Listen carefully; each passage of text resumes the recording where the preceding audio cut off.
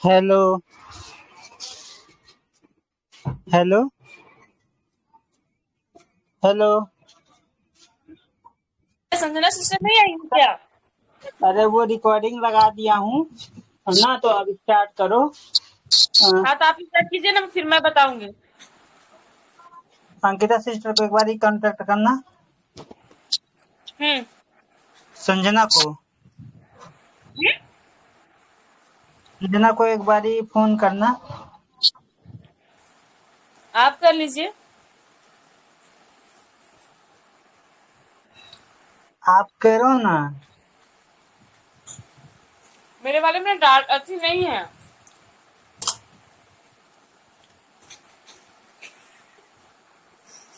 ये भैया काची बोलते हैं मेरे वाले में, सॉरी, कि वो उनका नेट ऑन होगा कि नहीं, नंबर में डायरेक्ट कॉल कीजिए ना उनको।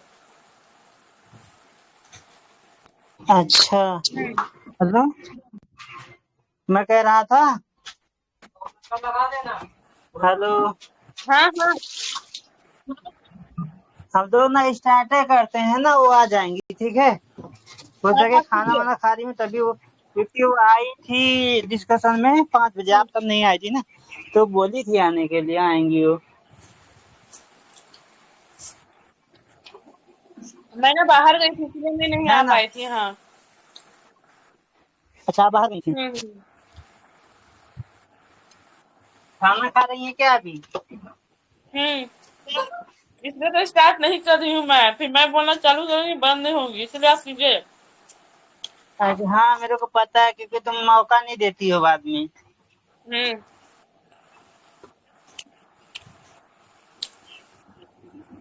कीजिए कीजिए। मैं स्टार्ट करता हूँ फिर, ठीक है।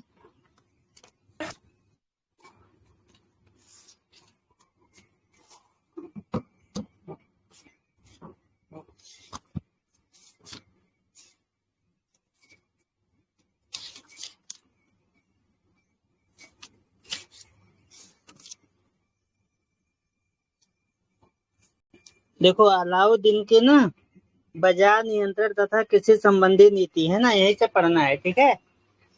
तो हम क्या देखेंगे, अलाउद्दीन की बाजार नियंत्रण तथा जो है कृषि संबंधी नीति। तो इसमें देखेंगे ना, अलाउद्दीन ने जो है बाजार पर नियंत्रण स्थापित करने के लिए जो कदम उठाए वे उसके समकालीनों के लिए दुनिया के महान आश्चर्यों है ना में से थे, क्योंकि इसका बाजार नियंत्रण बहुत ही प्रभावी था ना। तो इसने बाजार नियंत्रण के बारे में बताया है ना।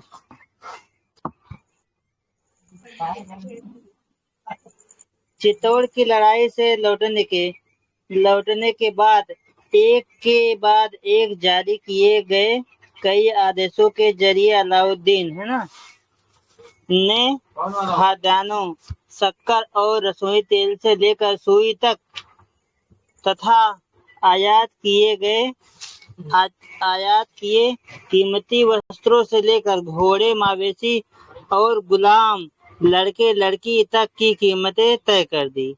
इसने एक कीमत तय कर दिया कि उसके अंदर में ही लोगों को बेचना है, उसके अकॉर्डिंग ही बेचना है, उससे ज्यादा या जो अगर कोई बेचेगा ना तो उसको दंड दिया जाता था। तो इस प्रायोजन से इसने दिल्ली में 3 बाजार स्थापित किए है ना, एक खाद्यान्नों के लिए, दूसरा कीमती वस्त्रों के लिए और तीसरा घोड़ों, गुलामों और मवेशियों के लिए है ना। प्रत्येक हम्म। बाजार एक उच्च अधिकारी के नियंत्रण में होता था, जिसे साहना कहा जाता था। जो इसके बाजार नियंत्रण वाले अधिकारी होते थे ना, उनको साहना कहा जाता था। वह व्यापारियों की एक पंजिका रखता था और दुकानदारों तथा कीमतों पर कड़ी निगाह रखता था, है ना। जो हम्म। दुकानदार थे उनकी कीमतों पर वो कड़ी निगाह रखता था, उनकी देख रेख हाँ। करता था। और एक पंजिका अपने पास रखता था, मतलब एक रजिस्टर, है हम्म। ना। कीमतों के खास तौर से खाद्यान्नों की कीमतों के नियमन की चिंता मध्यकालीन शासकों को हमेशा रहती थी, है ना। क्योंकि नगरवासियों को सस्ते अनाज मुहैया किए बिना वे उनके और नगरों में तैनात सेना के समर्थन की आशा नहीं रख सकते थे। क्योंकि जब जो है बाजार में ना सही कीमत पे सारी चीजें मिलेंगी तो खाद्य पदार्थ वगैरह ना अवेलेबल रहेंगी, तभी तो लोगों का जीवन यापन अच्छे से हो पाएगा। और ये लोगों के अलावा इनके जो सिपाही होते थे वो भी तो वहीं से उनको खाद्य सामग्री वगैरह लेना होता था ना, तो उनके लिए भी ये हो जाता था। अलाउद्दीन खिलजी के सामने बाजार को नियंत्रित करने के कुछ अतिरिक्त कारण थे, है ना। दिल्ली पर मंगोल के हमलों से स्पष्ट हो गया था कि उन्हें रोकने के लिए एक बड़ी सेना रखना जरूरी होगा, है ना।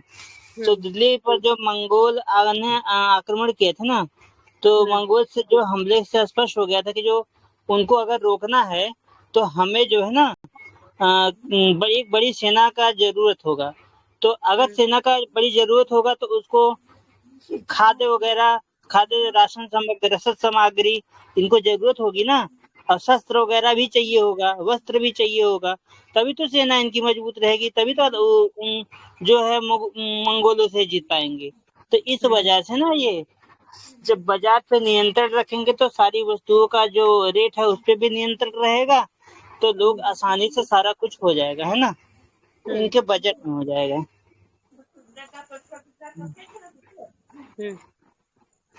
हाँ, अब इसके बाद कर है, लेकिन अगर वह कीमतों को नीचे नहीं लाता और सैनिकों के वेतन को कम नहीं करता तो इतनी बड़ी सेना जल्द ही ना उसको खजाना खाली कर देती।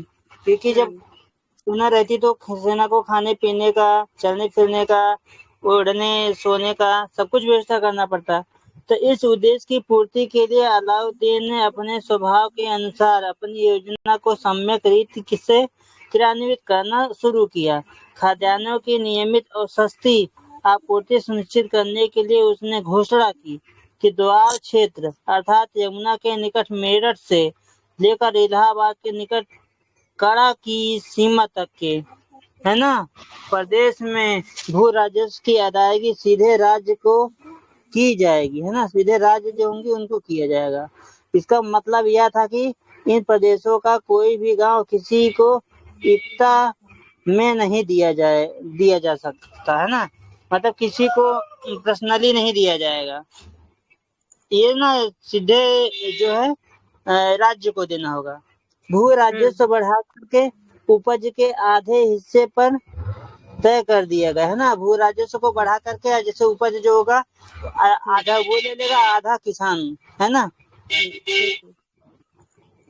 यह बहुत बड़ा दायित्व था और जैसा कि हम आगे देखेंगे इस परिस्थिति का मुकाबला करने के लिए अलाउद्दीन ने कई कदम उठाए।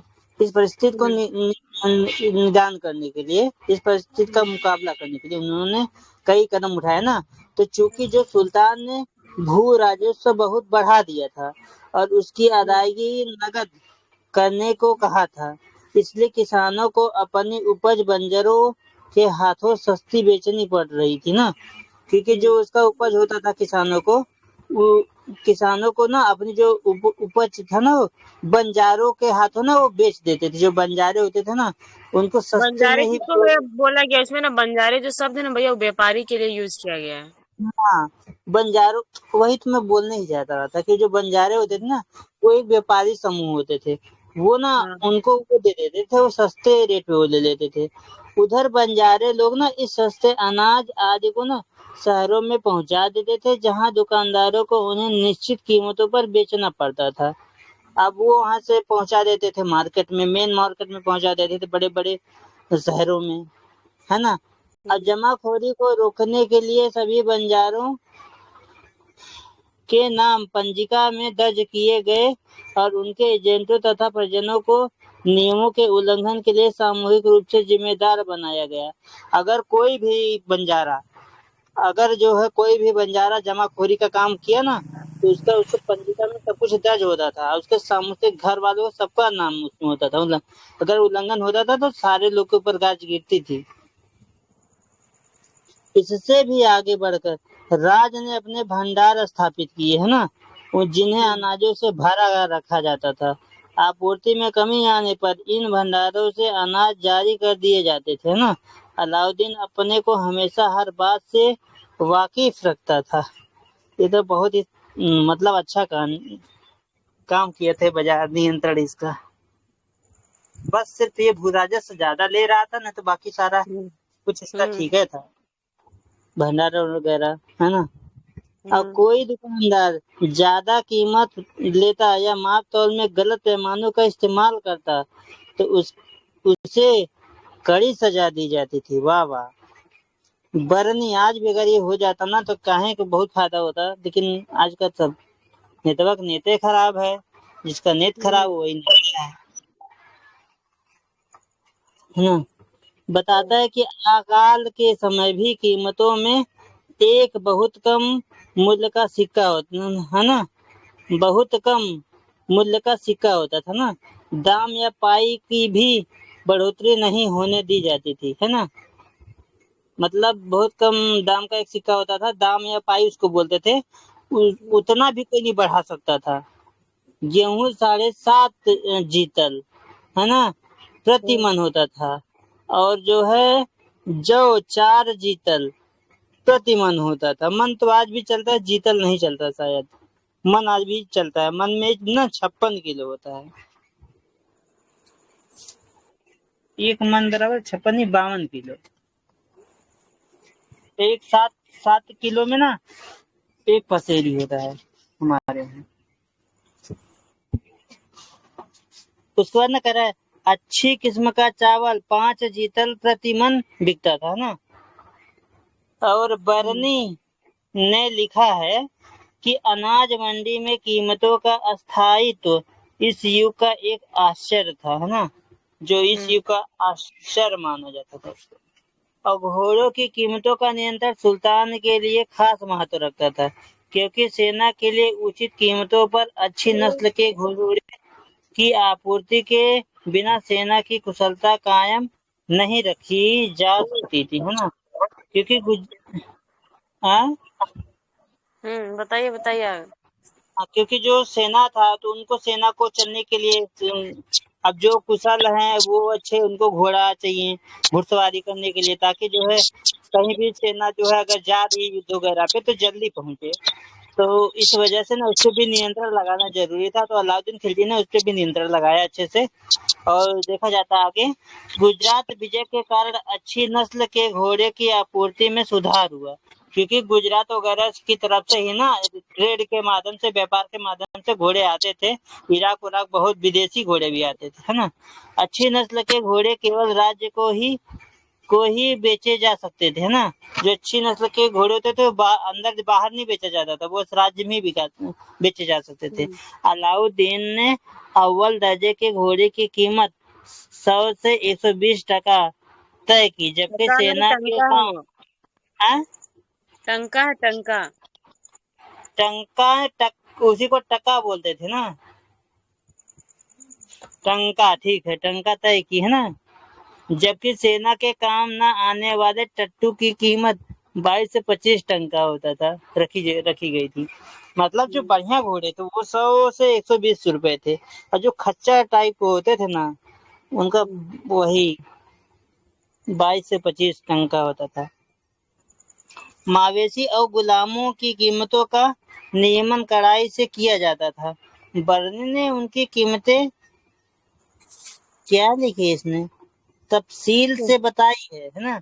बहुत तफसील से अच्छी। मतलब तफसील से मतलब विस्तृत से, है ना। हम्म उसने मवेशी और गुलामों की कीमतें साथ साथ दी, है ना, जिससे मालूम होता है कि मध्यकालीन भारत में गुलामों की एक आम प्रथा के तौर पर स्वीकार किया जाता था।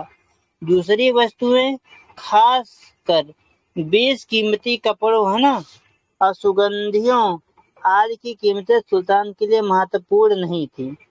मतलब जो खासकर जो बेशकीमती कपड़े वगैरह होते थे, सुगंधी वगैरह होते थे, इन चीजों को जो है ना, ये मतलब सुल्तान इनके लिए कोई महत्व नहीं रखता था। बस ये तो बस वैसा सुल्तान था भाई।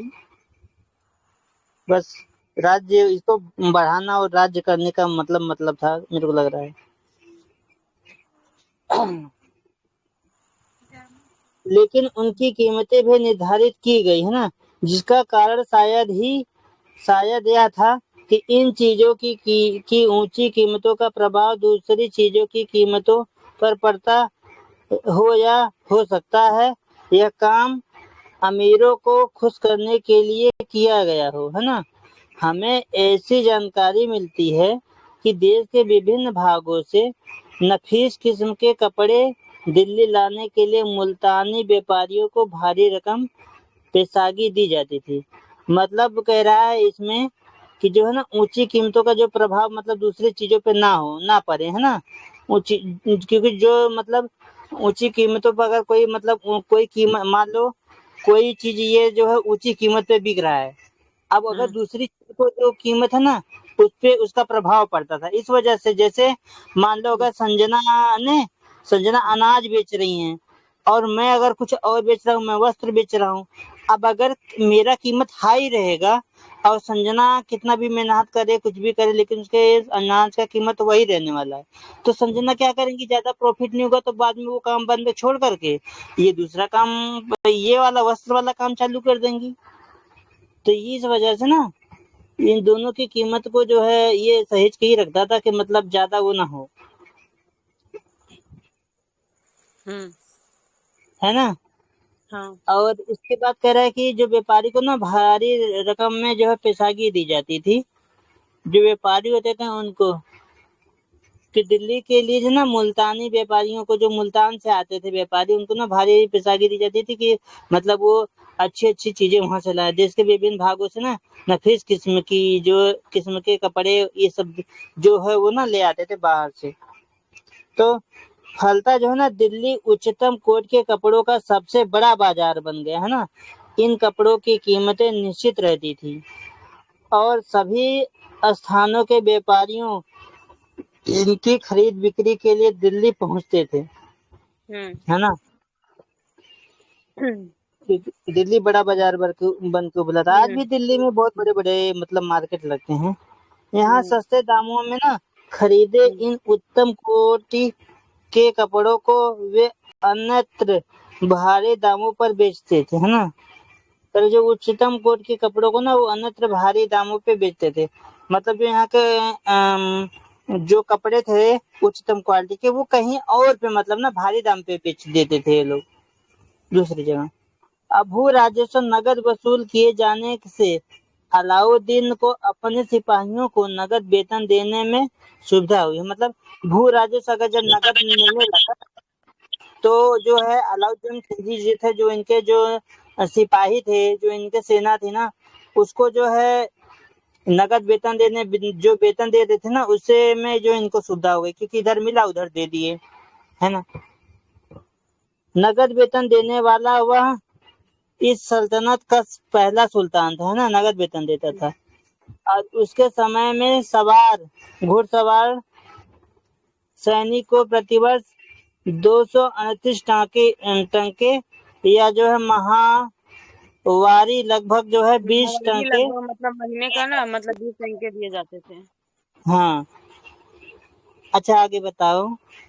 हाँ मैं भैया बता वही मैं चीज बोलने जा रही थी कि अब मैं बताती हूँ। मालूम होता है हाँ, कि हाँ ठीक है मैं बता रही हूँ। सैनिक से इस रकम से अपना गुजारा करने के साथ ही अपने घोड़े की देखरेख करने और साज सामान को भी दुरुस्त रखने की आशा मतलब की जाती थी कि वो सम्मान भी करे, ठीक है, अपना जीवन निर्वाह भी करे। तब भी यह वेतन कुछ कम नहीं था क्योंकि अकबर के काल में कीमतें इससे बहुत ज्यादा थी। तभी मुगल सवार को मतलब लगभग 20 रुपए का ही मासिक वेतन मिलता था। तभी जो होता था जो कीमतें काफी महंगी थी। और आप अलाउद्दीन के समय देखोगे ना कि बर्नी भी कहता है कि ये मतलब मुगल काल का काफी अच्छा काल माना जाता है क्योंकि जो कीमतें थे वो अस्थायी रूप से थी, है ना, स्थायित्व था उनका। ठीक है। पर जब अकबर के टाइम पे भी इतना मिलता था, मार्केट तो महंगा था पर जो पैसे ना उतना ही मिलते थे मासिक वेतन। तो इसमें हम कंपैरिजन कर सकते हैं कि इनका अच्छा खासा था। वस्तुतः 13वीं और 14वीं सदियों में तुर्क घुड़सवार भद्रजन की कोटि में आता था और इतने वेतन की अपेक्षा रखता था जितने में वह भद्रजन की तरह रह सकता था। मतलब जो वहाँ के मतलब लोग थे ना भद्रजन, तो उनके तरह वो रह सकता था। इस बात को ध्यान में रखे तो अलाउद्दीन द्वारा तय किया गया वेतन कम ही था और इसलिए बाजार का नियंत्रण आवश्यक था। मतलब जो वो वेतन देता था ना, है ना, इसे वो मतलब वो ये जरूरी था कि बाजार का नियंत्रण होना चाहिए। अगर उनका नियंत्रण नहीं होगा, कीमतें या निर्धारित नहीं की जाएंगी, तो वो लोग व्यापारी लोग जो होते हैं या दुकानदार लोग काफी ज्यादा ठग लेंगे, जिससे आम लोगों का मतलब जीवन निर्वाह करना मुश्किल हो जाएगा। इतिहासकार बर्नी का ख्याल था कि अलाउद्दीन के बाजार नियंत्रण का एक बड़ा उद्देश्य हिंदुओं को सजा देना था, क्योंकि ज्यादातर व्यापारी हिंदू थे और मुनाफाखोरी से वे अपनी थैलियां भरते थे। मतलब वो बताना चाहते हैं बर्नी कि जो अधिकतर जो व्यापारी थे ना वो हिंदू थे, और क्या कर वो ज्यादातर व्यापारी जो थे अपना खजाना भरने के चक्कर में थे। ठीक है, लेकिन थल मार्ग से पश्चिम और मध्य एशिया के साथ चलने वाला व्यापार मार्ग मुख्य रूप से खुरासानियों के हाथ में था, जो मुसलमान थे। इस व्यापार में मुल्तानी लोग भी शरीफ थे, लेकिन उनमें से बहुत से लोग मुसलमान थे। इसीलिए अलाउद्दीन द्वारा उठाए गए कदमों का असर इन लोगों पर भी हुआ, लेकिन बर्नी इस बात का कोई उल्लेख नहीं करता है। ठीक है, यह स्पष्ट नहीं है कि अलाउद्दीन का बाजार नियंत्रण केवल दिल्ली पर ही लागू था या साम्राज्य के अन्य नगरों पर भी। मतलब ये बताने की कोशिश कर रहा है कि जो दिल्ली के साथ साथ क्या थे, साम्राज्य के अन्य नगरों पर भी क्या जो था ये बाजार नियंत्रण पॉलिसी चलती थी। बर्नी बताता है कि दिल्ली से संबंधित नियमों का हमेशा दूसरे शहरों में भी पालन करने की प्रवृत्ति होती थी कि मानना चाहिए। बहरहाल सेना तो सिर्फ दिल्ली में ही नहीं बल्कि अन्य शहरों में भी तैनात रहती थी, लेकिन हमें इतनी जानकारी उपलब्ध नहीं है कि हम इस संबंध में निश्चय पूर्वक कुछ कह सके। स्पष्ट है कि व्यापारियों को चाहे वे हिंदू हो या मुसलमान, मूल्य नियंत्रण से भले ही शिकायत रही हो, परंतु सेना ही नहीं बल्कि आम नागरिक भी और हिंदू तथा मुसलमान दोनों खाद्यान्नों और दूसरी चीजों के सस्ते पर से मतलब लाभान्वित हुए थे। ठीक है, जिससे बाजार नियंत्रण के अलावा अलाउद्दीन ने भू राजस्व की व्यवस्था के क्षेत्र में भी महत्वपूर्ण जो कदम उठाए थे। बाजार नियंत्रण तो था, उसके बाद भू राजस्व जो व्यवस्था थी उसमें भी उन्होंने महत्वपूर्ण कदम उठाए थे। और दिल्ली सल्तनत का पहला शासक था जिसने इस बात पर आग्रह किया कि दोवाब से भू राजस्व का निर्धारण खेती के लिए इस्तेमाल की जा रही जमीन की पैमाइश के आधार पर मतलब किया जाए। तो अगर हम इसमें ये अंडरलाइन करके लिख लीजिएगा कि जो पैमाए जो हाँ जो जमीनों का जो पैमाइश करने की प्रथा सबसे पहले किसने प्रारंभ की थी, तो वो अलाउद्दीन खिलजी ने किया था। ठीक है, तो ये बहुत जरूरी है याद रखना, कैसे पूछ सकता है स्टेटमेंट इस चीज को ना नहीं। भैया। ये ना आप ये कर लेना, मैं इसको रुको तो स्क्रीन शॉट ले रही हूँ, ऐसे ही पूछता है क्वेश्चन। हेलो।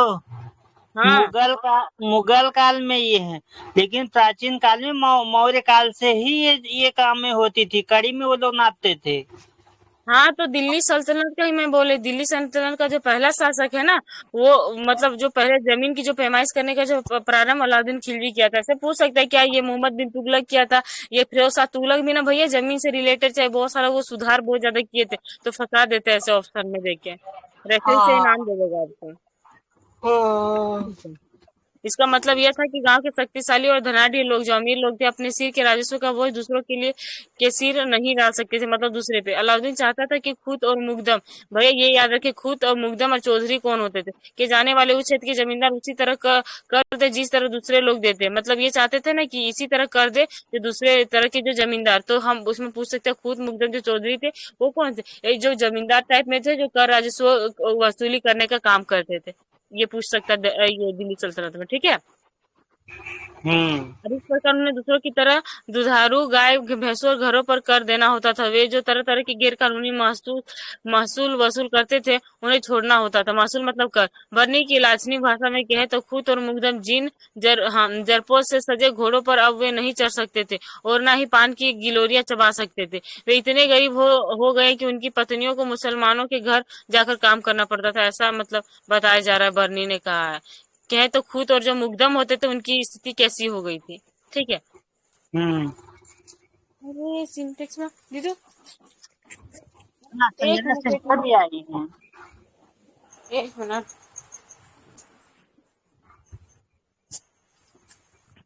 संजना सिस्टर आ गई है। मैं बहुत देर से आई हुई हूँ। 9:10 पे मैं आ गई थी।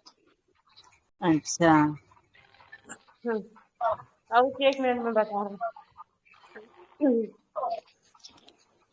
अब इसमें बात करते हैं ना। Okay, Radhe Radhe sister. Radhe Radhe. Okay, आप हाँ लोग तो अब बता इसमें रहे थे तो मैं डिस्टर्ब नहीं की। हाँ, ठीक है। तो जमीन की पैमाइश पर आधारित भू राजस्व की सीधी वसूली तभी कामयाब हो सकती थी अगर आमिल और स्थानीय जो कर्मचारी ईमानदार होते। मतलब जो आमिल का भी जो काम था ना, वो मतलब गांव, मतलब क्या होता था ना कि वो कर्मचारी के रूप में होते, और कर्मचारी का क्या काम क्या था, वो गांव की देखभाल करते थे कि क्या गांव में चोरी डकैती नहीं हो रहा है, इन सब जो छोटे छोटे जो मामले होते थे उनकी देखभाल करते थे आमिल और स्थानीय कर्मचारी। यद्यपि अलाउद्दीन इन लोगों को इतना वेतन देता था कि वे आराम से जिंदगी बसर कर सकते थे, लेकिन उसका आग्रह था कि उनके हिसाब किताब की जांच पड़ताल कड़ाई से की जाए। हमें जानकारी मिलती है कि छोटी छोटी चूकों के कारण उन्हें पीटा जाता था और जेलों में बंद कर दिया जाता था। मतलब बताया जा रहा है कि जो छोटी छोटी उनसे चूक होती थी ना, तो जो जमींदार लोग होते थे ना, उनको काफी ज्यादा पीटते थे और जेलों में बंद कर देते थे। बर्नी बताता है कि उनका जीवन उनके लिए इतना असुरक्षित हो गया था कि कोई उन्हें अपनी बेटी ब्याहने को तैयार नहीं था, मतलब कोई भी अपना बेटी नहीं देना चाहता था। इसमें संदेह नहीं कि बर्नी के इस कथन में अतिशयोक्ति है, मतलब इसमें इस कथन में संदेह नहीं किया जा सकता कि इसमें अतिशयोक्ति है ना, किसमें कोई कंफ्यूजन है। आज की तरह इन दिनों की भी सरकारी नौकरी को हाँ, प्रतिष्ठाजनक माना जाता था। क्या बोले भैया? अतिशयोक्ति मतलब ने बढ़ा चढ़ा के कह रहा है वो।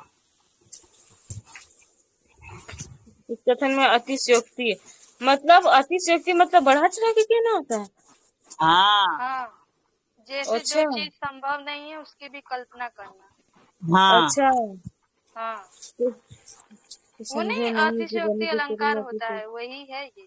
हाँ, कोई मतलब यही, मतलब इसमें ये बताया जा रहा है ना कि ये संदेह नहीं आप कर सकते ना कि वो बर्नी को बढ़ा चढ़ा के बोल रहा है, ये हकीकत बात था।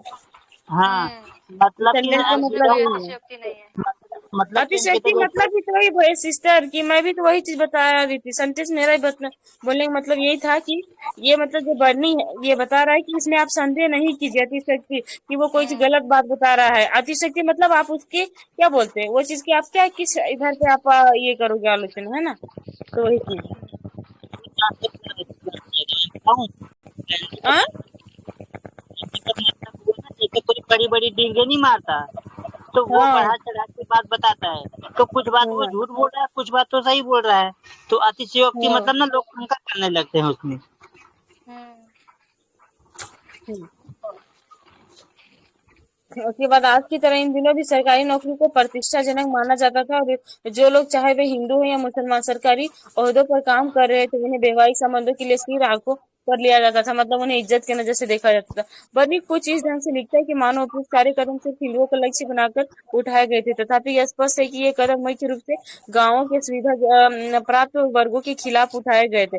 जो कि गांव के जो सुविधा प्राप्त वर्ग जो थे ना, जिनको सुविधा प्राप्त थी, उनके लिए उठाए गए थे। अलाउद्दीन की भूमि संबंधी नीति निश्चय ही कठोर थी और उसका असर किसानों पर भी पड़ा होगा। जो अलाउद्दीन की जो भूमि संबंधी जो भी नीति थी वो कठोर थी और उसका असर किसानों पर पड़ा होगा, लेकिन वो इतनी कठोर भी नहीं थी कि वो उससे नाराज होकर विद्रोह कर देते या भाग खड़े होते। ठीक है, अलाउद्दीन की बाजार नियमन की नीति उसकी मृत्यु के साथ ही समाप्त हो गई। ठीक है, उसके बाद में इसको किसी ने कंटिन्यू नहीं किया, लेकिन उसकी इस नीति से कई लाभ भी हुए। बर्नी बताता है कि इन नियमों के फलस्वरूप अलाउद्दीन, तो ये चीज हम लोग को याद रखना है कि दिल्ली सल्तनत के समय बर्नी किसके किसके शासनकाल में रहा, ऐसे ही करके पूछेगा। उसने कितने राजाओं का क्या बोलते शासनकाल देखा है ना, ऐसे करके पूछता है। अलाउद्दीन खिलजी के टाइम पे था। ठीक है, तो इसमें बात करते बर्नी बताता है कि इन नियमों के फलस्वरूप, ये बता तभी रहा है जब उस चीज को प्रैक्टिकल देखा है। फलस्वरूप अलाउद्दीन एक विशाल और कुशल घुड़सवार खड़ी करने में कामयाब हुआ। सही बात, क्योंकि वो चेक करता था ना, जिसके घोड़े अच्छे होते थे वो हम लोग बात करते 100 से 120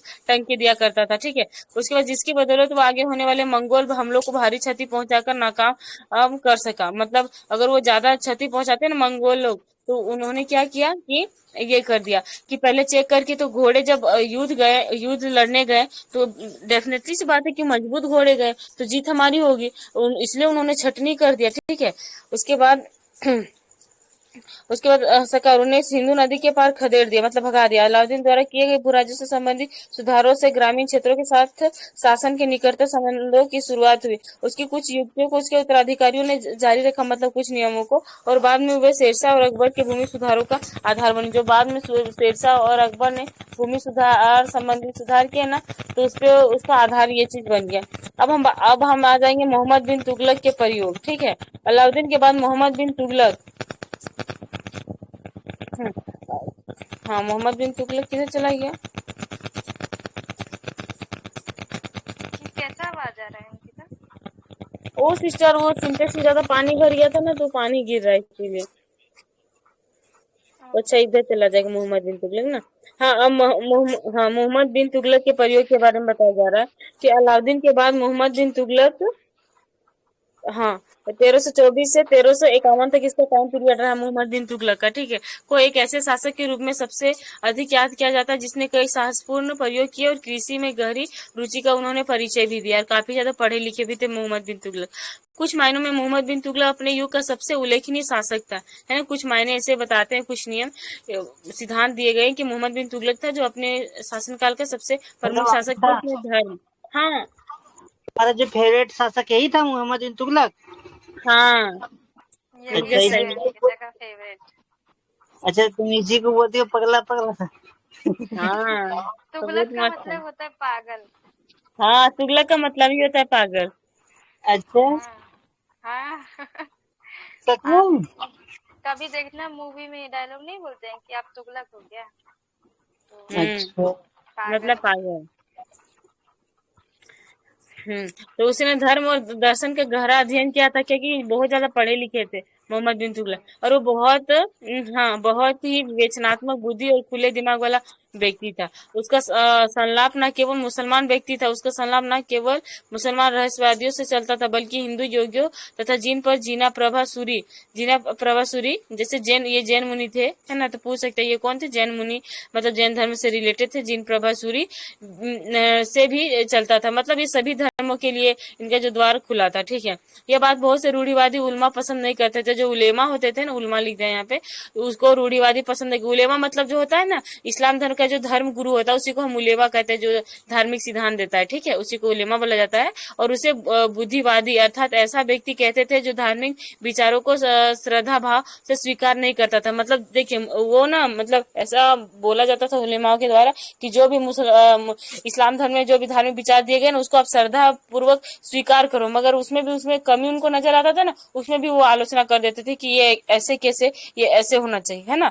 वह योग्यता के आधार पर किसी भी ऊंचे पद देने को तैयार रहता था। मतलब अगर आपकी योग्यता अच्छी है तो आप कोई भी धर्म से, तो आपको मतलब दिया जाएगा। देखिए भैया, अच्छा है कि नहीं, मानो चाहे नहीं आप, चाहे वो अमीर घराने का हो या अदना का हो परिवार का, मतलब गरीब। दुर्भाग्य यह था कि उसमें जल्दबाजी थी, मतलब थोड़ा मेरे जैसा था, जल्दबाजी करने वाला, और अधीनता की प्रवृत्ति कुछ ज्यादा थी उसके, अधीरता, मतलब उसके अंदर ना धैर्य नहीं था, इसलिए उसने कई प्रयोग विफल रहे और उसे अभागा आदर्शवादी कहा गया। मतलब बताया गया कि वो अभागा रहा, क्योंकि इसका जो भी उसने काम किया ना, वो सफल नहीं हो पाया। अलाउद्दीन खिलजी उससे कम पढ़ा लिखा था, पर उसने उसकी, अगर आप मार्केट पॉलिसी देखो, चाहे बाजार नियंत्रण देखो, चाहे भूमि सुधार, जो भी देखो, उसका बहुत बढ़िया रहा है अलाउद्दीन खिलजी का राजस्व सिद्धांत आप देखोगे। पर जो आप इसका देखोगे, इन्होंने बहुत सारे प्रयोग किए, सब में असफल रहा। अभी हम देखेंगे कैसे इसका जो राजधानी परिवर्तन वो असफल रहा, ठीक है। तो मोहम्मद बिन तुगलक का शासन बहुत अशुभ संयोगों में आरंभ हुआ था। सुल्तान गयासुद्दीन तुगलक बंगाल के खिलाफ सफल सैनिक कार्रवाई करके लौट रहा था, है ना। इसका जो पापा थे गयासुद्दीन तुगलक, वो बंगाल के खिलाफ सफल सैनिक कार्रवाई मतलब उन्होंने करके लौट रहे थे। सुल्तान की गरिमा के अनुरूप उसका स्वागत करने के लिए मोहम्मद के आदेश पर जल्दबाजी में लकड़ी का एक मंडप बनवाया गया। इसके पीछे ना बहुत सारी थ्योरी काम करती है। मतलब बताया जाता है कि जो मोहम्मद बिन तुगलक है ना, वही षड्यंत्र ऐसा रचा था, वो लकड़ी का घर बनाया था और अपने पापा के लिए स्वागत के लिए बुलाया था कि पापा यहीं पे हम लंच, ये मतलब डिनर उनर करेंगे, जो भी बात है। तो वो क्या करता है, ऐसा परपंच बचा रचता है और अपने किसी काम से बाहर निकल जाता है और लकड़ी का सारा गिर जाता है और उसका पापा वहीं दब के मर जाता है। कुछ ऐसा भी बताया जाता है और कुछ मतलब अच्छा, ऐसे हिस्टोरियन भी मैं बोलते हैं। सुनी हूँ ना कि हाँ ये जो है ना, इसको पढ़ने का बहुत शौक था ना, हाँ तो सिस्टर, वही तो मैं एक क्या पढ़ रहा हूँ। इसका लाइब्रेरी जैसा था, तो वहीं पे पढ़ने को हाँ गया था ये, और वो टूट हाँ जाता है सीढ़ियों से गिर के, जो है ना, इसकी मतलब कि मौत हो जाती है, ऐसे सुनने में आया है। हाँ मैं जब मैं 10th 11th में थी ना, तब हाँ सुनी हाँ, थी। सीढ़ियों सीढ़ियों से गिरने की वजह से मौत। बताओ, ये हाँ, कितना भागा था बेचारा, हम्म, किस्मत नहीं रहा था। मतलब ये प्रयास बहुत किया था, लेकिन इसकी बहुत किया नीति था, ना पर कुछ ना भी इसके अंदर ना धैर्य नहीं था सिस्टर। सफल जैसे नहीं हुई। ये राजधानी जयगिरी से जैसे राजधानी बनाएगा ना, हम्म। बनाएगा दिल्ली से जयगिरी, तो उसमें ये क्या करेगा ना कि जल्दबाजी में, बहुत जल्दबाजी, वो वहां का क्लाइमेट नहीं समझेगा। जैसे ये सोचता है ना कि हम सारा जो मतलब बहुत सारे वहां पे अमीर लोग भी थे, उन्होंने भी इसका विरोध किया कि तुम अचानक से देवगिरी कर दोगे, यहाँ के लोग जैसे रह रहे हैं, यहाँ का क्लाइमेट है, सब कुछ है,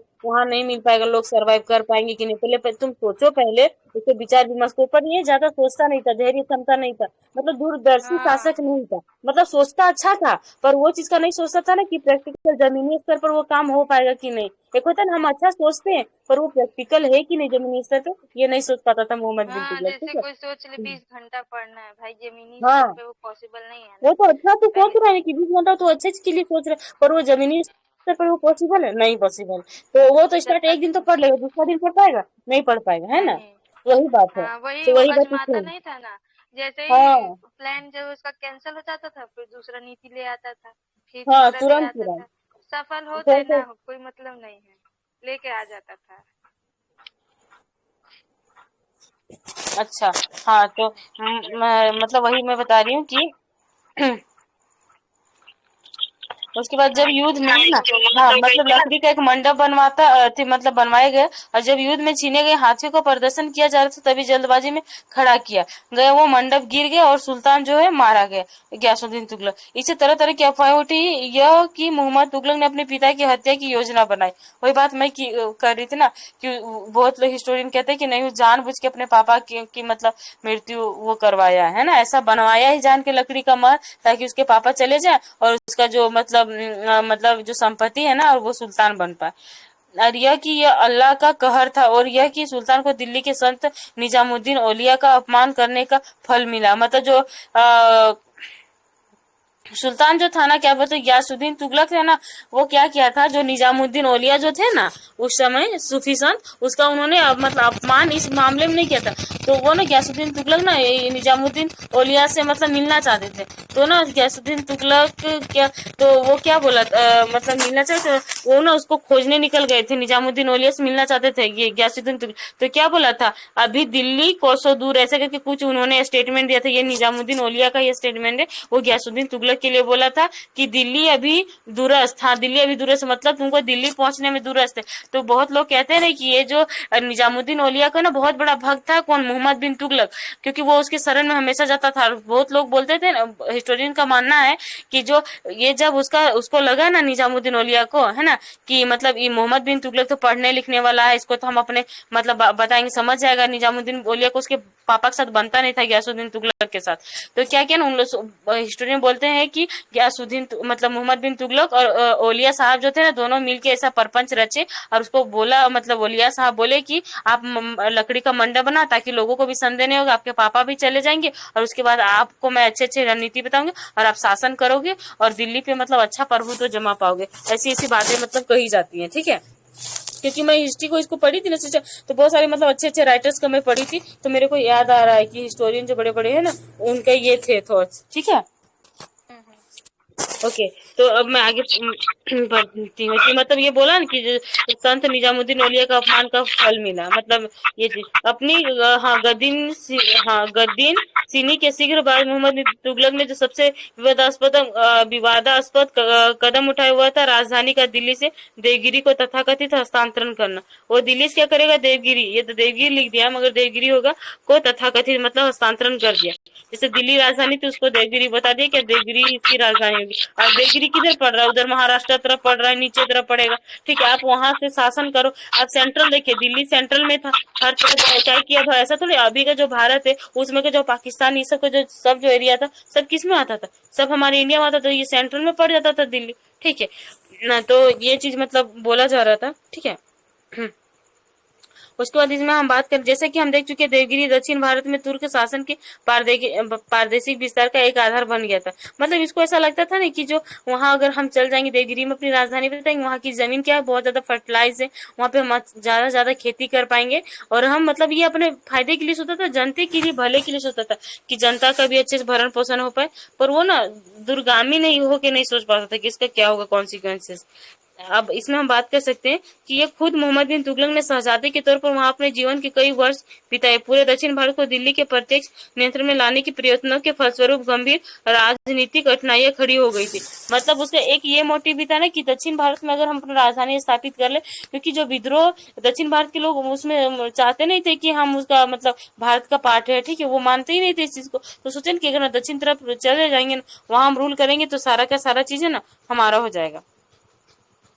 अब हम बात कर लेते हैं किसमें, हाँ, उसके दक्षिण भारत को दिल्ली के प्रत्येक नियंत्रण में लाने के प्रयत्न के फलस्वरूप गंभीर राजनीतिक कठिनाई खड़ी हो गई। इन प्रदेशों के लोग सल्तनत के शासन को गैर मानते थे। जो सल्तनत की जो शासन है ना, वो गैर मानते थे कि ये नहीं, ये सही नहीं, इसलिए उसके अधीन में उन्हें अशांति फैली हुई थी। कई मुसलमान अमीरों ने इस परिस्थिति से लाभ उठाकर अपनी स्वतंत्रता की घोषणा कर दी थी। मतलब जो मुसलमान लोग भी थे ना, वो भी इन सुल्तानों के अधीन रहना पसंद नहीं करते थे, इसलिए उन्होंने अपनी स्वतंत्रता की घोषणा कर दी थी। सबसे गंभीर विद्रोह मोहम्मद बिन तुगलक के ही रिश्ते के एक भाई गुरसप का विद्रोह था, जिसे दबाने का काम सुल्तान को खुद करना पड़ा। जो गुरसप था, उसका एक रिश्तेदार का जो भाई था, वो उसके खिलाफ कर दिया था, जिसको दबाने के लिए उसको मतलब मुसीबतें झेलनी पड़ी थी। कि सुल्तान देवगिर को दूसरी राजधानी बनाना चाहता था ताकि वह दक्षिण भारत पर बेहतर नियंत्रण स्थापित कर सके। इस प्रयोजन से उसने बहुत से अधिकारियों को, कुछ प्रमुख व्यक्तियों को, जिनमें सूफी संत भी शामिल थे, देवगिर में जा बसने का आदेश दिया।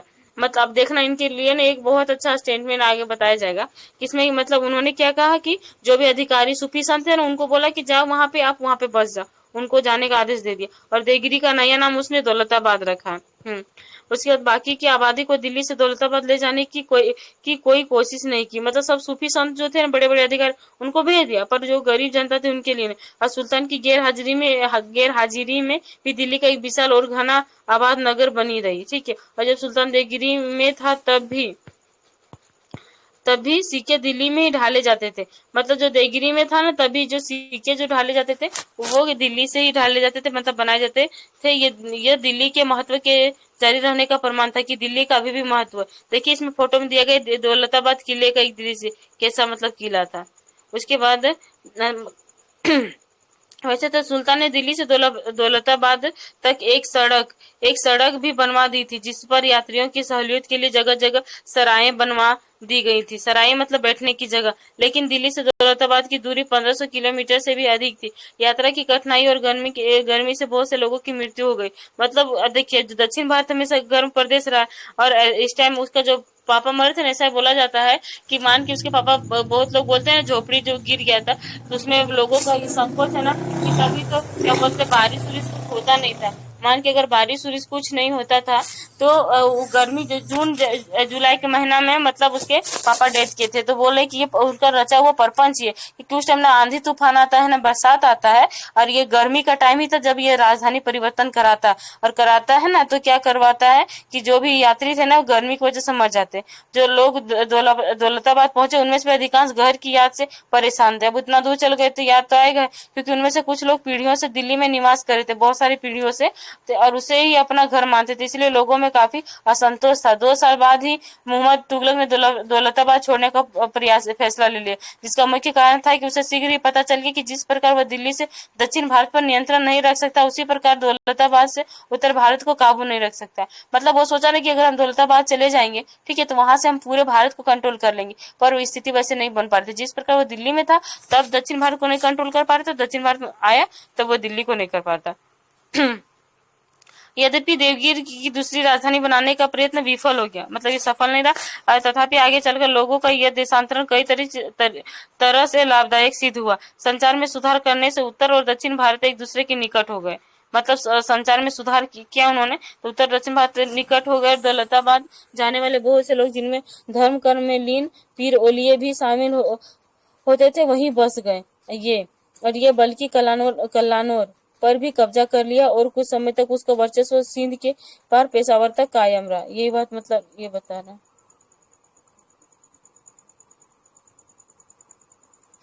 अच्छा, एक मिनट, ये हम यहाँ तक पढ़े, मतलब बस गए ये लोग दक्कन में उन धार्मिक इसके बाद ये चीज आएगा ना। हाँ, मैं नीचे चली गई थी, नहीं कल्लानौर नहीं आएगा ना। हेलो, हाँ हाँ हाँ बोलो। हाँ हाँ, तो वो ये बताएगा, उसके बाद ये होगा नहीं, वे लोग दक्कन में उन धार्मिक हाँ सांस्कृतिक हाँ, वाला आ ये जाएगा है। नहीं। हाँ हाँ, यही। हाँ हाँ, हाँ धार्मिक यही। संस्कृति और सामाजिक विचारों के प्रचार में सहायक सिद्ध हुए, जिन्हें तुर्क अपने साथ उत्तर भारत लाए थे। इससे उत्तर और दक्षिण भारत के बीच तथा खुद दक्षिण भारत के अंदर भी सांस्कृतिक आदान प्रदान की प्रभावशाली मतलब प्रक्रिया जो हुई ना, वो मतलब प्रारंभ हो गई कि उत्तर भारत और दक्षिण भारत के बीच में सांस्कृतिक जो आदान प्रदान होना प्रारंभ हो गए। इसी समय मोहम्मद बिन तुगलक ने एक और भी कदम उठाया था, यह था प्रतीक मुद्रा। तो ये चीज हम देख सकते हैं कि प्रतीक मुद्रा का चलन आरंभ किया, चूंकि प्रतीक मुद्रा क्या होता है, जो मुद्रा है ना उसपे मतलब किसी प्रकार का छाप प्रतीक दिया होता है ना, उसी को हम बोलते हैं प्रतीक मुद्रा का चलन आरंभ करना। और चूंकि मुद्रा विनिमय का एक साधन मात्र है, जो मुद्रा जानते हैं कि साधन मात्र एक विनिमय का, इसलिए आज भी देशों में प्रतीक मुद्रा आमतौर पर कागजी मुद्रा ही प्रचलित है। हम लोग कागजी मुद्रा में देखते हैं ना बहुत सारे क्या मतलब प्रतीक रहते हैं, जैसे महात्मा गांधी को हो गया, लाल किला को हो गया है ना। इससे उन्हें सोने चांदी की उपलब्धता पर निर्भर नहीं रहना पड़ता। मतलब सोने चांदी की उपलब्धता पर हम कहाँ निर्भर रहते कि उसका सोना चांदी का सिक्का चल रहा है। 14वीं सदी में दुनिया में चांदी की कमी हो गई थी, है ना। इसके अलावा चीन का कुबलई खां, हाँ कुबलई खां पहले ही प्रतीक मुद्रा का प्रयोग सफलतापूर्वक कर चुका था। जो कुबलई खां ना, क्या ऐसा पूछ सकता है कि भारत में सबसे पहले इसका मतलब हुआ था, तो इससे पहले मतलब चीन में हो चुका था। क्या चीज बोलते प्रतीक मुद्रा का प्रचलन। ईरान के गजन खां नामक एक मंगोल शासक ने भी यह प्रयोग किया था। मोहम्मद बिन तुगलक ने कांसे का सिक्का चलाने का फैसला किया। मतलब जो मोहम्मद, क्योंकि चांदी का शॉर्टेज था तो सोचा ना कांसे का हम चला दें, जिसका मूल्य चांदी के टंके के बराबर ही होता था। इस मुद्रा के नमूने भारत के विभिन्न भागों में प्राप्त हुए और उन्हें संग्रहालयों में देखा जा सकता है। प्रतीक मुद्रा की कल्पना भारत में नहीं थी और व्यापारी तथा आम लोगों को भी उसे स्वीकार करने की राजी करना कठिन था। मतलब ये चीज नया था, तो जो भी लोग पहले से जिन चीजों पर डिपेंड थे उनको मनाना मतलब काफी कठिन था। फिर भी मोहम्मद बिन तुगलक शायद सफल हो जाता, बशर्ते कि तो इसका ना एक ये चीज भी होता है, इसका एक हो गया राजधानी परिवर्तन, आप एक बोलेंगे कि सिक्का चलाने वाला, वो चीज का भी देखेंगे, है ना। तो दोनों में वो कैसे असफल रहता है। प्रतीक क्वाइंस के बारे में इसमें पूछा, कोई इसका नाम रहता है, हाँ प्रतीक मुद्रा। प्रतीक मुद्रा इसको ना एक दूसरा वर्ड हम लोग पढ़ रहे थे, हमको जहाँ तक याद है सांकेतिक ये, मुद्रा। हाँ सांकेतिक मुद्रा, हाँ सिस्टर सही बोली, सांकेतिक मुद्रा का प्रचलन, इसमें भी असफल ही रहेगा। हाँ हाँ, प्रतीक मुद्रा की कल्पना भारत में नहीं थी और व्यापारियों तथा आम लोगों को भी उसे स्वीकार करने को राजी करना कठिन था। फिर भी मोहम्मद तुगलक शायद सफल हो जाता, बशर्ते कि सरकार लोगों को जाली मुद्रा ढालने से रोक पाती। मतलब अगर सरकार, देखिए सिस्टर अब क्या हो गया, क्योंकि शॉर्टेज तो इसका था नहीं कांसे का तांबे का, ठीक है, तो वो लोग मतलब क्या करने लगे, है ना, कि मतलब उसी टाइप का मतलब बनाने लगे, जाली मुद्रा बनाने लगे उसी का, और उसी से ट्रेड करने लगे और लोग अपने घर में छाप छाप के ज्यादा अच्छा मात्रा में रखने लगे, ठीक है। तो क्या हो गया कि मगर सरकार वैसा नहीं कर पाई, शीघ्र नए सिक्कों का जो मूल्य बाजार में तेजी से गिरने लगे। जो भी सिक्का था, अब उसी प्रकार का बहुत सारा आप सिक्का लेते लागे, प्रोडक्शन नहीं होगा तो क्या उसका मूल्य नहीं गिरेगा। मूल्य गिरने का मतलब क्या, अब एक वस्तु जो 10 रुपए का मिला था अब 100 रुपए का मिलेगा, तो इससे मुद्रा की जो वैल्यू वो घट रही है, सामान की वैल्यू बढ़ रही है ना। हाँ, क्योंकि चांदी के सिक्के को वो मतलब कि तांबे के सिक्के को वो चांदी के सिक्के बना दिया था ना, जब मुद्रा का दाम सेम लग दिया था, इस वजह से ये हुआ था। आवाज अंत में बीच में होने लगा। अच्छा, मेरा आवाज कब जा रहा है। हाँ, वही बैक आवाज आ रहा है ना वापस। अच्छा, फिर हाँ, बीच में नहीं होता था, आज फिर से स्टार्ट हो गया। तो माइक ना आप लोग दोनों तरफ से ऑफ कर लीजिए तो। अब नहीं हो हाँ रहा है। हाँ, अंत में मोहम्मद ने प्रतीक मुद्रा वापस ले लेने का फैसला किया। उन्होंने कहा कि जो भी हम ये सांकेतिक मुद्रा चलाएं उसको वापस ले लेंगे, और उसने कांसे के सिक्कों के बदले चांदी के सिक्के देने का वादा किया। मतलब जो कांसे का सिक्का चला रहा था ना, अब बोला चांदी का सिक्का देंगे। इस तरह बहुत से लोगों ने अपने कांसे के सिक्के देकर चांदी के सिक्के मतलब हासिल किए, लेकिन जाली सिक्कों की एवज में जिनकी पहचान वजन से भी की जा सकती थी, चांदी के सिक्के नहीं दिए गए। मतलब ऐसा बोला गया कि मतलब जिनकी पहचान की जा सकती थी कांसे से लेके, तो उन मतलब चांदी के सिक्के नहीं दिए गए, और किले के बाहर इन सिक्कों का ढेर लगा दिया, क्योंकि लोग बहुत ज्यादा छाप दिए थे। और बर्नी बताता है कि कई साल वे इसी तरह से पड़े रहे, मतलब जो सिक्के बाहर जो रखे गए थे इसी तरह पड़े। तथापि जो संसार व्यापी चांदी की कमी के कारण मुगलों के आने तक मुद्रा में धीरे धीरे चांदी की मात्रा में कमी होती गई, क्योंकि इसका ऐसे भी शॉर्टेज था और ये इसको चला दिया था कॉइन्स के रूप में।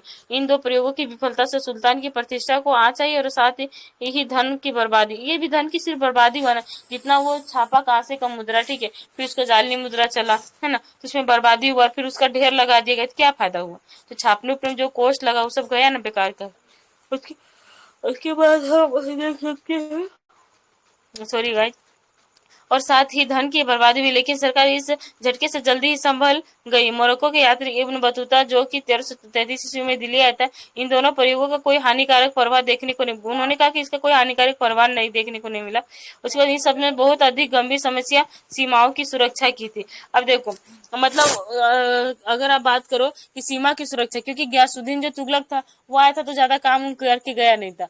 आप अलाउद्दीन खिलजी के बाद भी देखोगे ना, तो धीरे धीरे साम्राज्य विखंडित हो गया था, बाजार वाला जो पॉलिसी था सब खत्म हो गया, गयासुद्दीन तुगलक उतना अच्छे से काम नहीं कर पाए, तो जो चीजें थी वो बिखर गई थी, और सीमा को लेकर ना फिर सुरक्षा हो, सीमा सुरक्षा को लेकर फिर समस्या मतलब उत्पन्न हो गई थी। इसके अलावा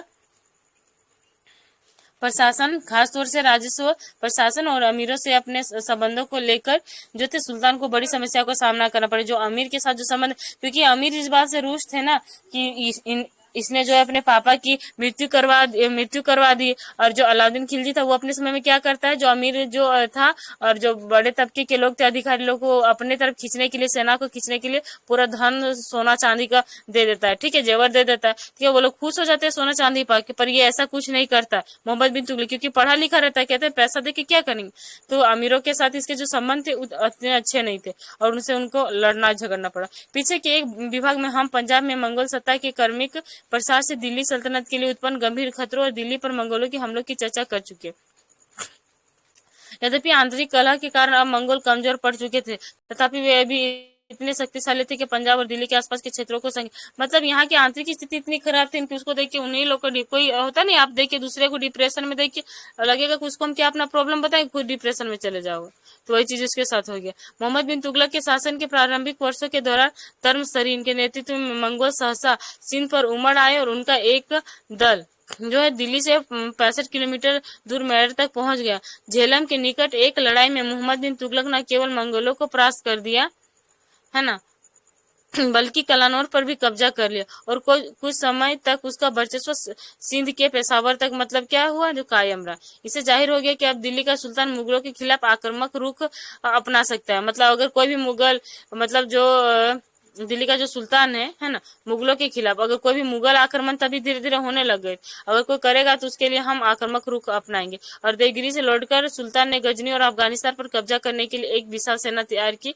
कि हम अफगानिस्तान और गजनी पे कब्जा करें। और बर्नी का कहना है कि उनका उद्देश्य गजनी और इराक पर अधिकार करना था। मोहम्मद तुगलक का असली मकसद क्या था, यह जानने का हमारे पास कोई स्रोत नहीं है। हो सकता है उसका उद्देश्य किसी ऐसी सीमा कायम करने का हो जिसे प्राकृतिक या वैज्ञानिक सीमा कहा जाता, अर्थात वह हिंदू कुश और कंधार तक के प्रदेशों को सल्तनत का हिस्सा मतलब बनाना चाहता। जो हिंदू कुश पर्वत है ना और कंधार का जो क्षेत्र है ना, के प्रदेशों का सल्तनत का हिस्सा बनाना चाहता रहा हो। यह भी हो सकता है कि मध्य एशिया से भागकर मोहम्मद बिन तुगलक के दरबार में शरण लेने वाले शासकों और दूसरे शासकों में से बहुतों का जो मंसूबा यह रहा हो कि मंगोलों को उस क्षेत्र से निकालकर बाहर करने का यह अच्छा मतलब जो मौका है कि मंगोल को वहां से हम बाहर निकाल दें, है ना, इनके साथ अच्छा खासा दोस्ती कर।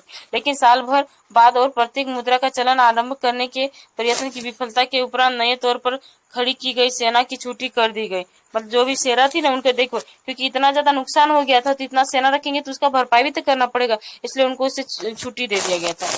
उसके बाद इस बीच मध्य एशिया में परिस्थिति तेजी से बदल चली थी, क्योंकि मध्य एशिया में भी देखोगे ना जो सक्सेसर जो थे उनके जो उत्तराधिकार थे उनमें भी मतलब काफी ज्यादा कलह हो रहा था, क्योंकि कुछ योग्य थे और जो योग्य थे और उनकी जगह पे अयोग्य लोगों को बैठा दिया गया था, जिसकी वजह से लड़ाइयां वहां भी हो रही थी।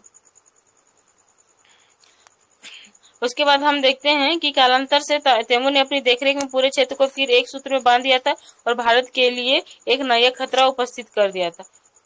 उसके बाद खुरासान योजना के प्रभावों को अतिरंजित, हाँ, तो एक खुरासान योजना उसकी थी, उसके बाद एक सांकेतिक मुद्रा वाला और एक राजधानी परिवर्तन वाला, है ना। खुरासान जो क्षेत्र था आप देख पढ़ेंगे। खुरासान योजना के प्रभाव को अतिरंजित करना या कदाचित अभियान के साथ उसका क्या बोलता तालमेल करना मुनासिब नहीं है, मतलब वो सही नहीं। यह अभियान हिमालय क्षेत्र में कुमाऊं के पहाड़ी प्रदेशों में आरंभ है ना, किया गए थे। यद्यपि कुछ लोग जिनको भूगोल का कोई भी ज्ञान नहीं आरोप लगाते कि ये चीनियों की बढ़त को रोकने की आशंका से किया गया था। मतलब जो चीनी लोग थे ना, वो बढ़ रहे थे, उनकी आशंका को कम करने के लिए ये किया गया था, पर ये सच बात नहीं है। क्योंकि आप जब देखते हैं ना, जो हिमालय पर्वत का जो एरिया है, ठीक है, इसमें क्या बताया गया है कि कुमाऊं क्षेत्र का जो पहाड़ी क्षेत्र है ना, उस पर अधिकार करने के लिए क्या हो गया, जो मोहम्मद बिन तुगलक निकला, ठीक है, पर वहां पे इतना झाड़ी था, इतना दिक्कत था कि उस एरिया को पार करना बड़ी मुश्किल था। और काफी ज्यादा बताया जा रहा था हिस्टोरियन के द्वारा, काफी ज्यादा बरसात उरसात होने लग गया था, पूरा मिट्टी गीला हो गया था, जिसकी वजह से जो हाथी सॉरी, जो उनके जो सेना थी ना, चाहे घुड़सवार सेना की बात करो या पैदल सेना, वो चलना उनके लिए बहुत मुश्किल हो गया था। क्योंकि जो हिमालय क्षेत्र वाला जो एरिया, इतने बड़े बड़े पहाड़, ठीक, इतने जंगल, इतने घने जंगल और मिट्टी पूरी गीली, चलना मुश्किल हो गया था, जिसकी वजह से आप देखो कि ये योजना भी इनकी असफल रहती है। और फिर इसमें बहुत सारे बताते हैं हिस्टोरियन की चीनियों की बढ़त को, जो चीनी लोग थे बढ़ रहे थे, उनकी रोकने की आशंका से किया गया। सफलता प्राप्त करने के बाद, है ना, दिल्ली की सेना कठिनाई भरे प्रदेशों में बहुत दूर तक आगे बढ़ गई। वहां भारी विपत्ति में मतलब फंस गए। कहा जाता है कि 10,000 की सेना में केवल 10 लोग वापस लौटे थे, ठीक है, लेकिन मालूम होता है कि पहाड़ी प्रदेशों के राजाओं ने दिल्ली का प्रभुत्व स्वीकार कर लिया, कि मतलब हाँ, हम दिल्ली के अंडर में रह के काम करेंगे। बाद में मोहम्मद तुगलक ने कांगड़ा पहाड़ियों पर भी आक्रमण किया। इस प्रकार पहाड़ी क्षेत्रों को पूरे तौर पर काबू में कर लिया गया, जो पहाड़ी क्षेत्र है। आगे पढ़ूं और संजना को मौका नहीं दिया, थोड़ा सा भी गलत किए ना हम। कोई बात नहीं अंकिता, मैं कल पढ़ दूंगी ना। सिस्टर मैं बता रही थी तो समझ में आ रहा था। हाँ, ये देखो और बड़ा है ना ये काफी। हाँ, कल किया नहीं जाता थोड़ा सा ना ये मतलब काबू कर लिया गया, थोड़ा सा और आगे बढ़ा देते, और फिर कल स्टार्ट करेंगे दिल्ली सल्तनत का पतन और विघटन, फिरोज और उसके उत्तराधिकारी।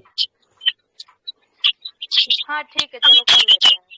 हाँ, अब मैं बता देती हूँ, मोहम्मद तुगलक ने कृषि में सुधार लाने के लिए मतलब कई कदम उठाए, ठीक है, हम लोग जैसे पढ़े, उनमें से ज्यादा था दोआब क्षेत्र में आजमाए गए।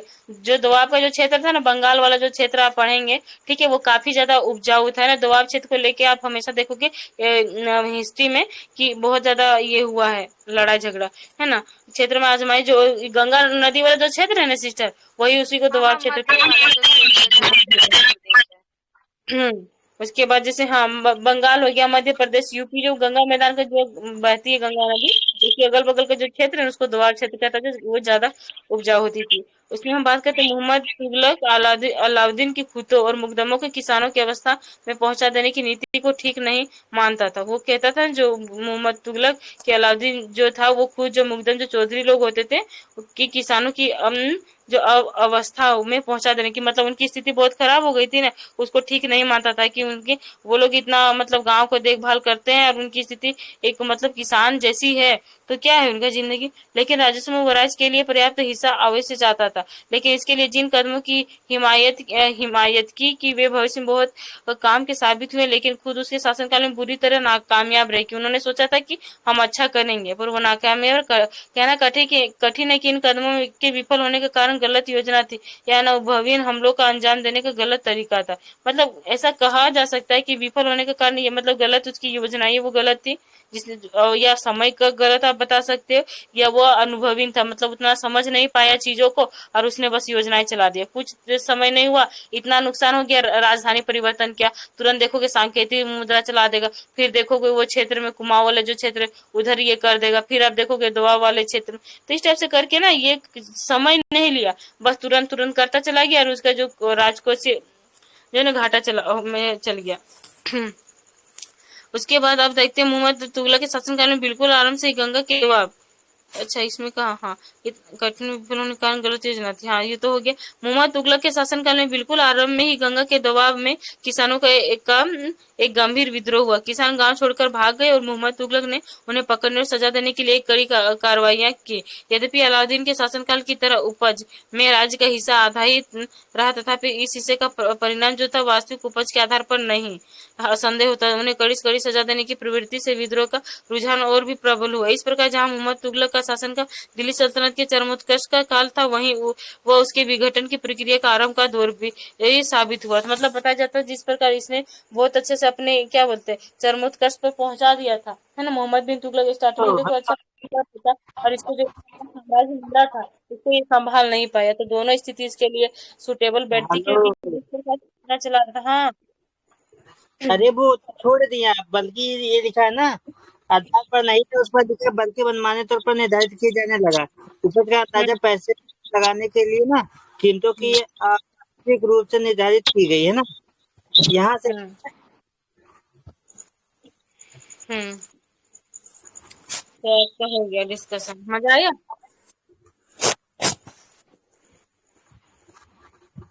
हाँ पढ़ो। हो तो गया खत्म, आप कल करेंगे। कहाँ तक हुआ?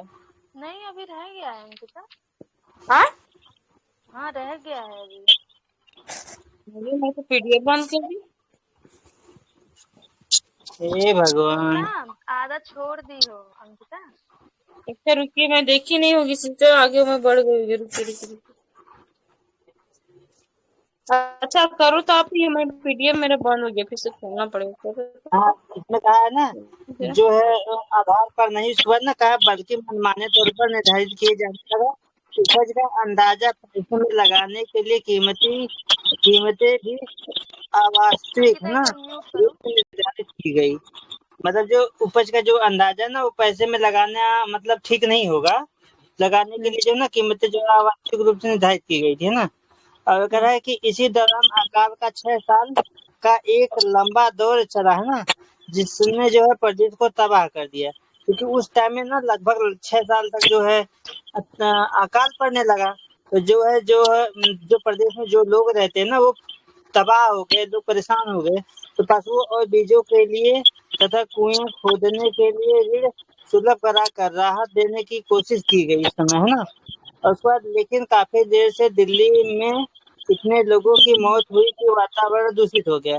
क्योंकि उस अकाल से ना बहुत ज्यादा लोगों की डेथ हो गई, तो वो ना वातावरण को भी दूषित हो गया, क्योंकि उनका जो है ना उनका अंतिम संस्कार वगैरह भी अच्छे से नहीं हो पाया था ना, इस वजह से। अच्छा तो ये तो बड़ा पैराग्राफ है भैया। है। ओहो, मैं ये स्लाइड के बाद ना सिस्टर, मैं नीचे वाले स्लाइड पे आ गई थी, इसलिए मैं नहीं वो सोची कि छूट गया था। बड़ा स्लाइड है भैया। और नहीं मैं तो आपको सुल्तान ना पूछ रही दिल्ली थी कि आप छोड़कर जो है पढ़ा 100 कहाँ से मील रही दूर। थी। हाँ सिस्टर, ये पीडीएफ है ना, छोटा सा फोन में रहता है, इसको बड़ा करके पढ़ती हूँ ना तो तुरंत इधर से उधर एकदम पता नहीं चलने लगता है। मेरे को लगा थोड़ा सुल्तान। करेगी। हाँ सुल्तान जो है ना दिल्ली छोड़कर 100 मील दूर गंगा के किनारे ना स्वर्ग द्वारी नामक एक शिविर में चला गया है ना। जो सुल्तान था वो जो है ना 100 मील दूर जो है गंगा किनारे स्वर्ग द्वारी नामक एक शिविर स्थान था, वहां चला गया और 2.5 वर्षों तक जो है वहीं बैठा रहा। और वहां से लौटने के बाद उसने ना दोआब में कृषि के विस्तार के लिए सुधार के लिए एक योजना जो है आरंभ किया। अब जो है बहुत दिनों तक जो सुल्तान था वो परेशान था, वो चला गया था वहां शिविर में बैठा हुआ था लगभग 2.5 साल तक। फिर जो है आया वो योजना एक आरंभ किया कि जो है ऐसे तो काम चलेगा नहीं, कुछ ना कुछ तो करना ही होगा। तो कृषि के विस्तार के लिए फिर से उसने काम आरंभ किया। तो उसने दीवान ए अमीरी ए कोही नाम का एक अलग विभाग की स्थापना की। इलाके को ना विकास प्रखंडों में विभाजित कर दिया गया, है ना। और प्रत्येक प्रखंड एक अधिकारी के अधीन रखा गया। जो प्रत्येक जो प्रखंड था ना उसको एक अधिकारी के अधीन रखा गया, और जिसका काम था किसानों को कर्ज देकर कृषि का विस्तार करना, उन्हें बेहतर फसलें उगाने के लिए प्रेरित करना, है ना। तभी जब तक वो किसानों को मदद नहीं करते तब तक किसानों के पास इतना पैसा या अमाउंट नहीं हो सकता था कि वो मतलब फिर से अपनी स्थिति सुधार सके। तो उनको ना कर्ज देने का ये इन्होंने प्रावधान किया। और जो मतलब प्रखंड में ना अधिकारी रख दिए गए, और वो उनको ना बेहतर फसल उगाने के लिए अच्छे डेवलपमेंट के लिए ना उन्होंने पैसे इनको कर्ज के रूप में देना स्टार्ट कर दिया। जैसे जौ के स्थान पर गेहूं, गेहूं के बदले गन्ना और गन्ने के बदले जगह अंगूर और खजूर, यह योजना विफल हो गई है ना। जिसका कारण इसे क्रियान्वित करने के लिए नियुक्त किए गए लोगों की अनुभवहीनता और बेईमानी थी। अब ये जो ना मतलब जो सुल्तान था ये चाहता था ना इस टाइप में करवाने के लिए कि गन्ने का जगह ये हो और अंगूर की जगह कुछ हो, तो इस टाइप में ये चेक करवाना चाहता। लेकिन इसकी ये योजना जो थी ना ये विफल हो गई क्योंकि जो वो कार्य करने वाले इनके अधिकारी थे वो अनुभवहीन थे, क्योंकि उनके पास कोई मतलब ट्रेनिंग वगैरह तो था नहीं, तो उनके पास कोई जानकारी नहीं थी, बहुत ही कम जानकारी थी। तो वो इस आधार पर हम कह नहीं सकते कि उनको बिल्कुल उनको कुछ नहीं आता था, लेकिन ये कहेंगे कि बहुत ही अनुभव कम था उनके पास।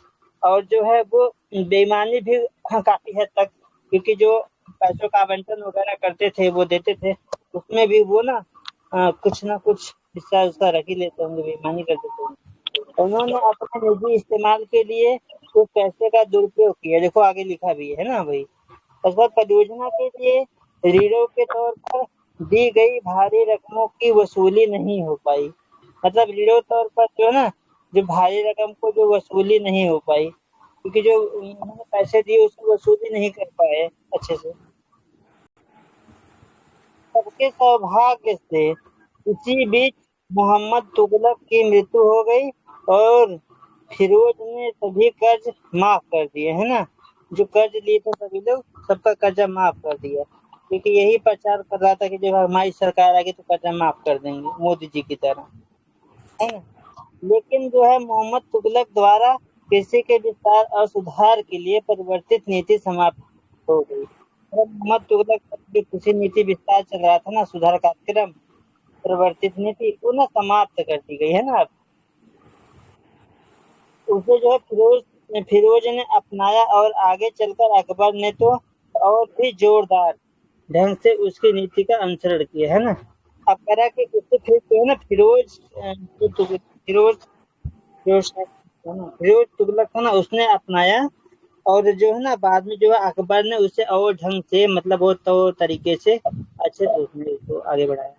अब मोहम्मद तुगलक को एक और भी समस्या का सामना करना पड़ा, है ना। यह थी अमीरों की समस्या। चहलगानी तुर्कों के पतन और खिलजियों के उत्थान है क्या ये, हाँ, उत्थान के साथ ऐसी स्थिति आ गई कि जब अमीरों के वर्ग में अलग अलग नस्लों नस्लों के मुसलमान शामिल होने लगे, है ना। करके जो चहलगामी तुर्कों के जो पतन के बाद ना, जो खिलजी के उत्थान के साथ ना ऐसी स्थिति आ गई कि जो अमीर वर्ग के को जो अलग अलग नस्लों के जो मुसलमान थे वो शामिल होने लगे, जिससे जो है ना भारत में जो धर्मांतरित मुसलमान भी थे ना, मोहम्मद बिन तुगलक न केवल गैर अमीरी जो वर्ग के जो परिवार के लोगों को संपर्क रखता था, बल्कि वो क्या करता था, तो सुयोग्य व्यक्तित्व के ऊंचे पद भी उनको देता था ना। और उनमें से ज्यादातर लोग ना हिंदू से मुसलमान बने लोगों के वंशज थे, मतलब जो हिंदू लोग थे उनके बहुत से लोग ना मुसलमान बने हुए ना लोगों के वंशज के थे ना वो लोग।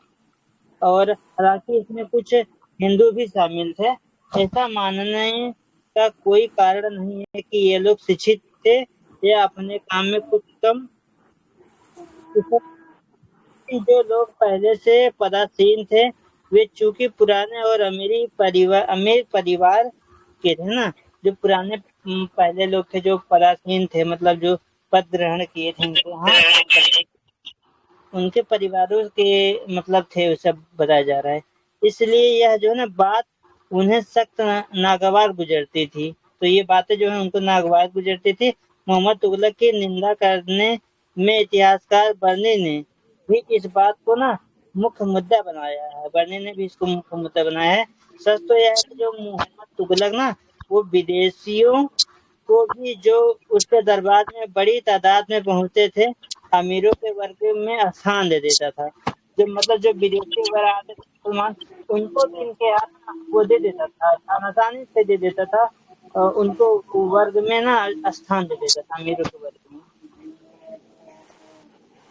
अब कह रहा है इस तरह मोहम्मद तुगलक के समय के अमीर वर्ग के विविध वर्गों के लोग शामिल थे, उनमें आपसी एकजुटता की कोई भावना विकसित नहीं हो पाई और न सुल्तान को प्रति निष्ठा की प्रवृत्ति।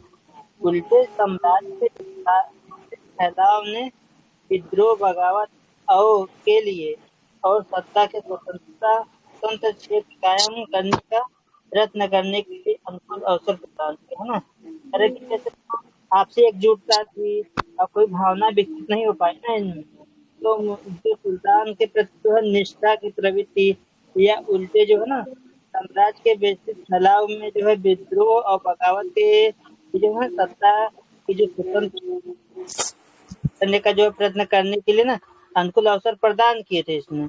लेकिन मोहम्मद बिन तुगलक के क्रोधी और अधीर स्वभाव तो मोहम्मद बिन तुगलक है ना वो क्रोधी और जो है ना अधीर स्वभाव का था तथा जो है जिन लोगों पर विरोध या गैर वफादारी का जो है संदेह होता था तो उन्हें जो है ना कड़ी से कड़ी सजा देता था।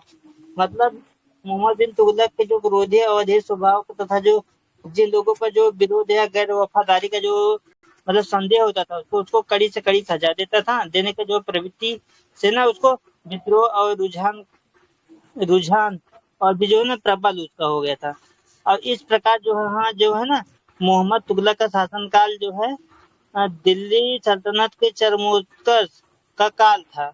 वहीं ना वह उसके विघटन की प्रक्रिया के आरंभ का ना दौर भी साबित हुआ है ना। अब आ गया है दिल्ली सल्तनत का पतन और विघटन फिरोज और उसके उत्तराधिकारी। यहाँ से कल पढ़ेंगे ठीक है। हेलो हेलो हाँ ठीक है भैया, उसको ना कल हाँ से किया जाएगा।